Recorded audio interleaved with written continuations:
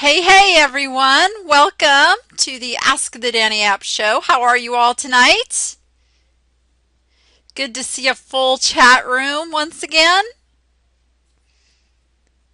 You guys are talking about weather. I'm telling you, it's so hard for me to imagine bad weather because the sun is shining here in Vegas. We're 100 plus temps already, so anybody's making a trip to Vegas, bring your shorts and your tank tops because we skipped right over spring. We are right into summer. 100 plus. 100 plus. I don't know why I still have a black car. I'm getting in it going, what was I thinking? Soon I'm going to get a light colored car. I swear. Oh, so no guest this week. I'll be lining up some things in the weeks to come. And by all means, you guys, if there's somebody you would like me to interview on the show, send me a note. Let me know. I can usually talk just about anybody to come on here. It was great last week with Jean Charles, wasn't it? Even though the audio was a little wonky, hopefully this week we'll be settled in and there won't be any glitches.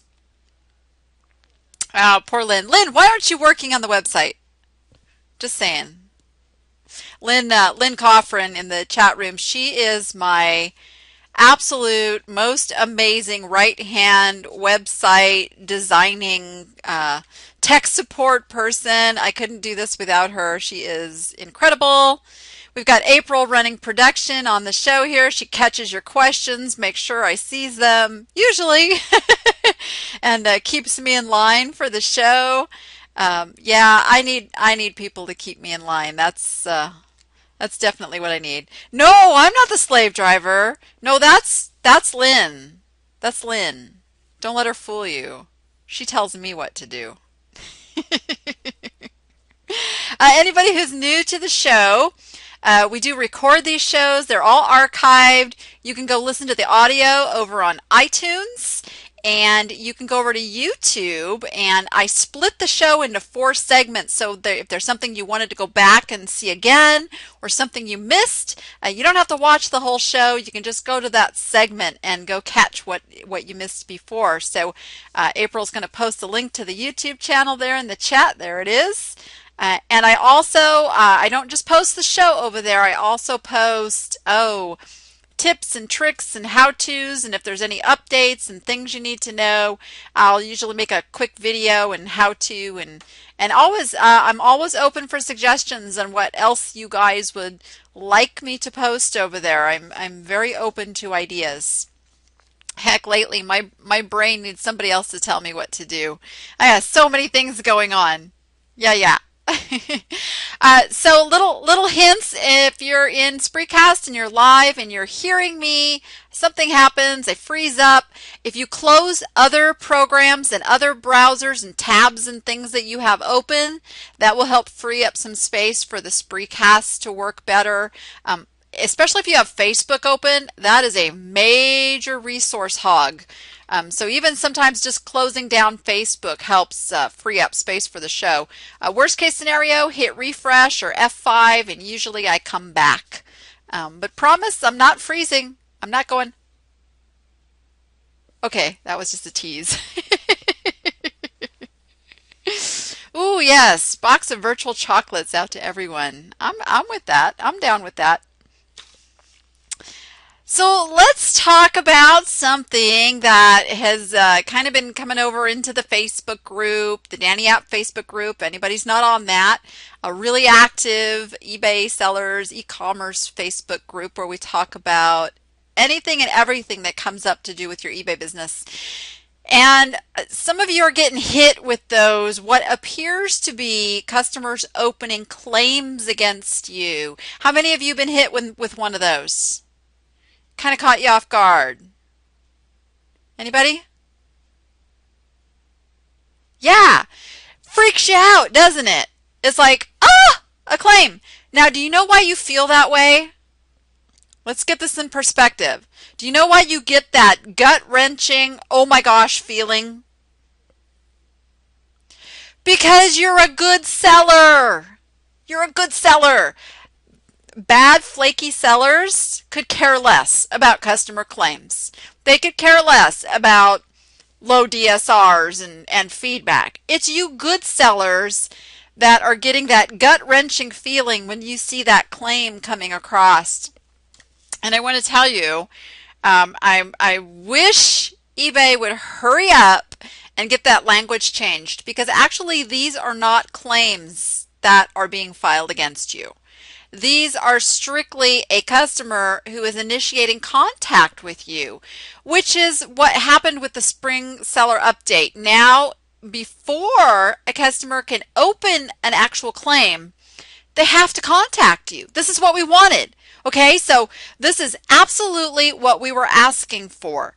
And what has happened is eBay did not, in their infinite wisdom, think ahead of how leaving some old language there was going to affect sellers. They're programmers, they're not sellers. So we just have to keep that in mind. So what's happening is you guys are thinking that a claim is filed against you, when in all reality, all the customer is doing is initiating that contact before opening a claim. So this is good. This is good. We want the customer to contact us. So when you get that, take a deep breath. It's not a claim.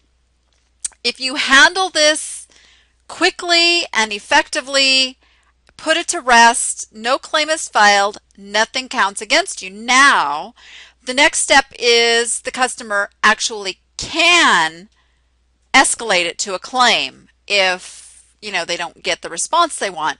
And this is really what I wanted to talk to you guys about. And I've seen this happening a couple times, and it's gotten pretty passionate over on the Facebook group. So something that happened to me a few years ago was a change in the way I was thinking about when these problems would arise and how eBay was handling them. I used to get furious. I used to be so upset, agitated. I'd call into eBay radio and argue with Griff and do the whole "it's not fair" thing. Lots of you guys, you know me from back then. And I had a real epiphany that I really needed to start looking at this as a business looks at it. Take the emotion out of it.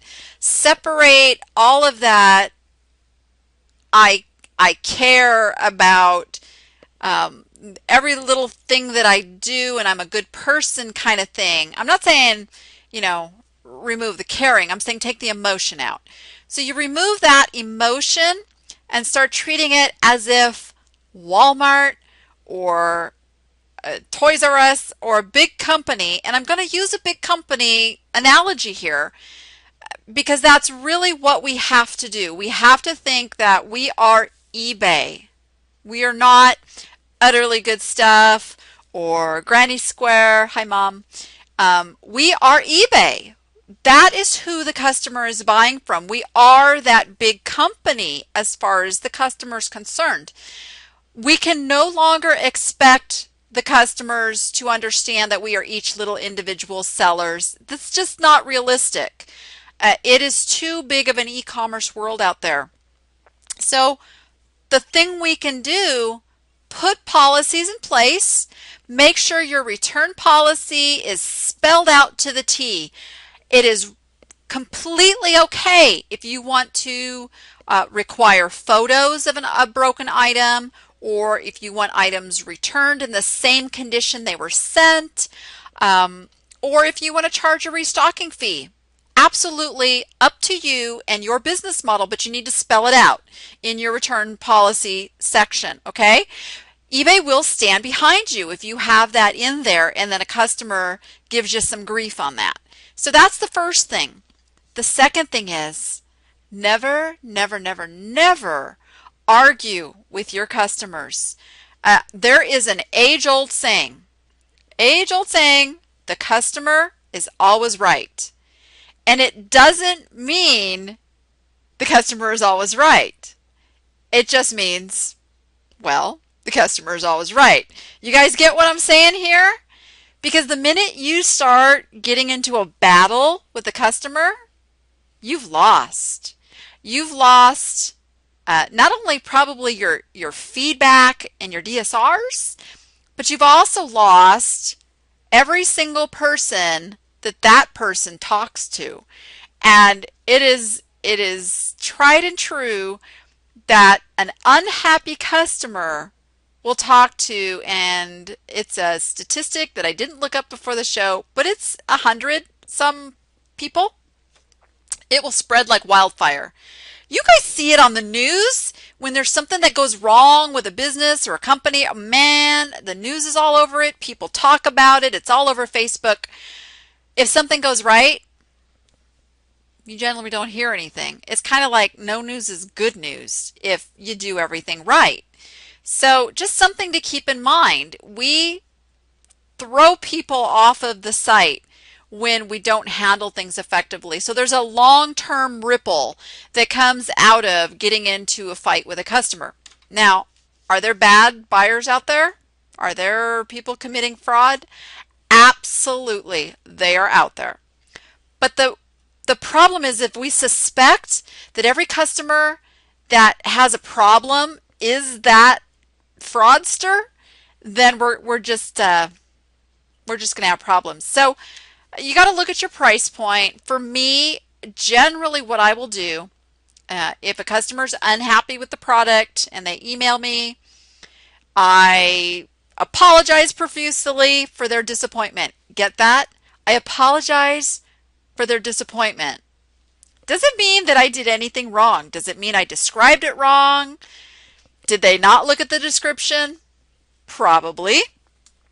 But I just want this problem settled, solved, and a happy customer. So if the price point is under, $30 or $40, I will usually tell them, keep it, give them a refund, we're done, walk away.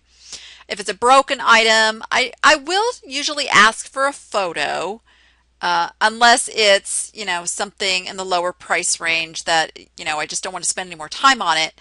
Then I go ahead, I refund them, apologize profusely.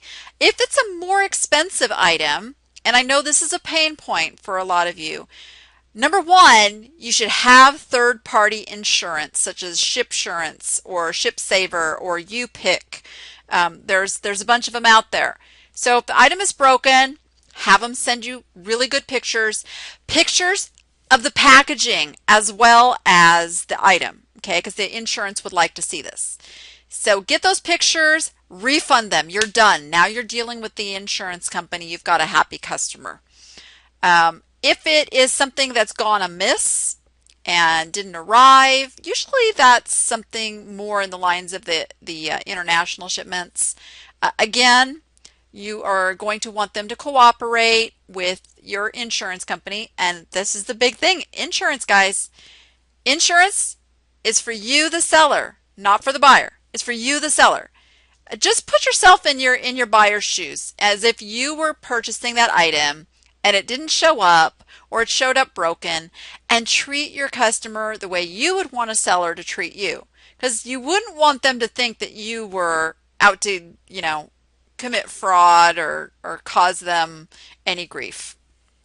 So I'm going to get off my soapbox, but this is kind of a big issue for me because the thing I want to convey to you guys is the minute you can flip the switch and go into business mode, number one, you'll be more productive. You move on from these incidents that are going to happen. It's going to be up to 3% of your business is going to be returns and refunds. Just plan on it. Just look at your total annual sales and figure out what 3% of that is, and just figure that into your expenses and profits, because it's going to happen. It's business. If you had a brick and mortar, you'd have shoplifters. You'd have people knocking stuff off the shelves. You'd still have loss. So this is in any retail business, you're going to have loss. And so if you just have a plan in place to deal with that in a business mode, instead of I see some of these threads go on for eons. And it concerns me because my appsters know I am all about time is money. So if you're spending time agitating over something that happened with a customer, that's time you could have been spent listing another item that would have more than paid for that item that had a problem. So there you go.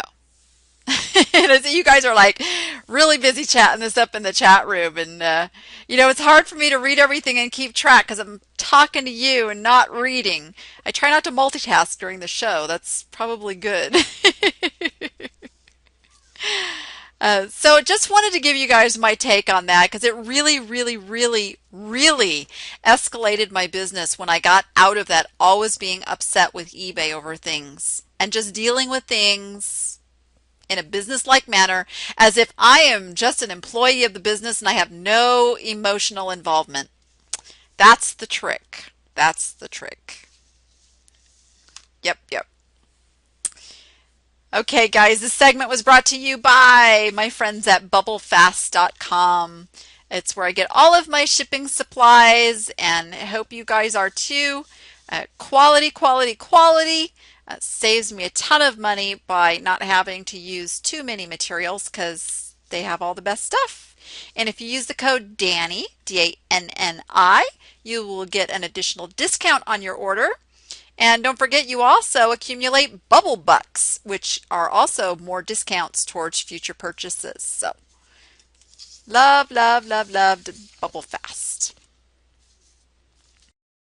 Who let them cows out? Moo, moo, moo, moo.